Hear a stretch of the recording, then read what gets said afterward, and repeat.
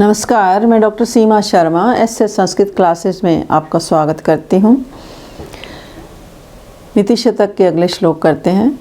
वरम पक्ष छेदः समद मध्य वन मुक्त कुलिश प्रहारे उद्गच्छद बहुल दहनो दगार गुरु भी तुषार आद्रे सुनोर अह पितृ कलेश विवशे न चे असौ संपातः पैसाम पत्यु रुचितः।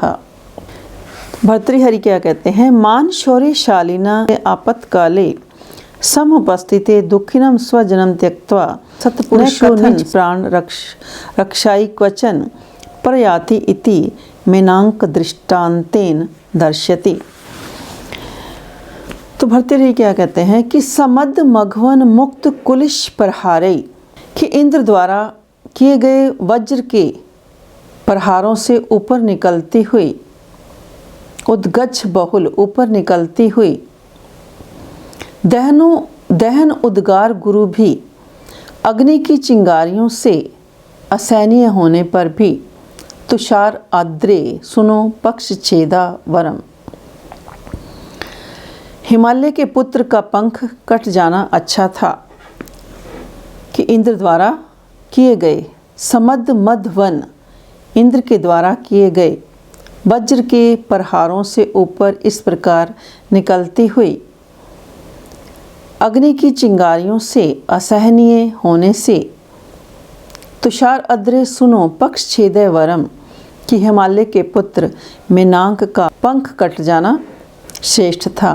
किंतु बड़े दुख की बात है कि पितृ कलेश विवशे सती पैसाम पत्यु पैसी असोसंपातः न उचित है, कि पिता हिमालय के दुख से व्याकुल होने पर समुद्र के जल में इस मेनाक का छिप जाना उचित नहीं था। यानी कहने का भाव ये है कि जिस व्यक्ति को उचित अनुचित का विचार नहीं होता वह सर्वथा निंदनीय माना जाता है, कि क्या करना चाहिए क्या नहीं करना चाहिए, इस प्रकार का यदि कोई व्यक्ति का विचार नहीं होता तो वह सर्वथा निंदनीय माना जाता है।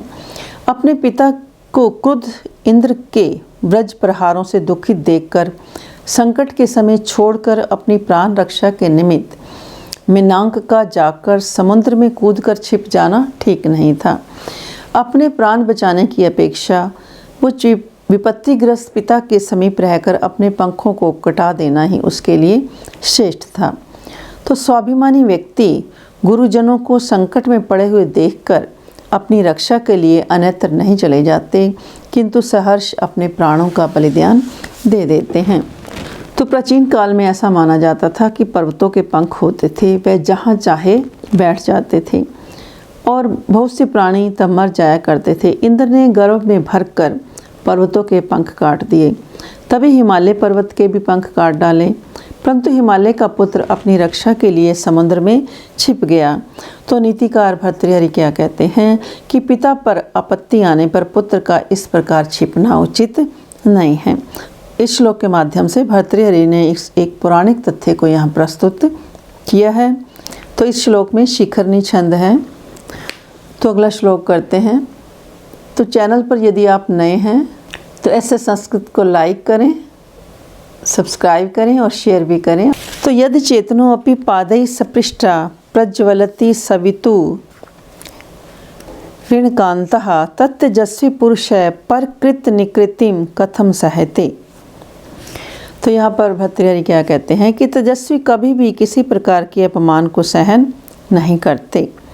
यत अचेतन अपि इन कांतः सवितु पादै सपृष्टा प्रज्वलति, कि जिस प्रकार अचेतन सूर्यकांत मणि सूर्य की किरणों के स्पर्श से जलने लगता है, कि जिस प्रकार अचेतन सूर्यकांत मणि सूर्य की किरणों के स्पर्श से जलने लगता है, तब उसी प्रकार तेजस्वी पुरुष दूसरों के द्वारा किए गए अपमान को सहन कैसे कर सकता है, अर्थात कभी भी वो अपमान को सहन नहीं कर सकता। तो सूर्यकांत मणि जब अचेतन होते हुए भी वो अपने उसके सूर्य की किरणों के स्पर्श को सहन नहीं कर सकती, अर्थात उस सूर्य की गर्मी से वो जलने लग जाती है, क्रोधित होने लग जाती है। उसी प्रकार तेजस्वी पुरुष दूसरे के अपमान को कैसे सहन कर सकते हैं। तेजस्वी पुरुष तो चेतन हैं, वे शक्तिशाली हैं, अतः दूसरों के किए गए अपमान को सहन करना उनके लिए उचित नहीं है। तो भावार्थ रूप में हम क्या कह सकते हैं कि जब जड़ सूर्यकांत मणि भी सूर्य की किरणों के स्पर्श से जल उठता है, तो चेतन प्राणी दूसरों के द्वारा किए गए अपमान को भला कैसे सहन कर सकता है। इस श्लोक में आर्या छंद है।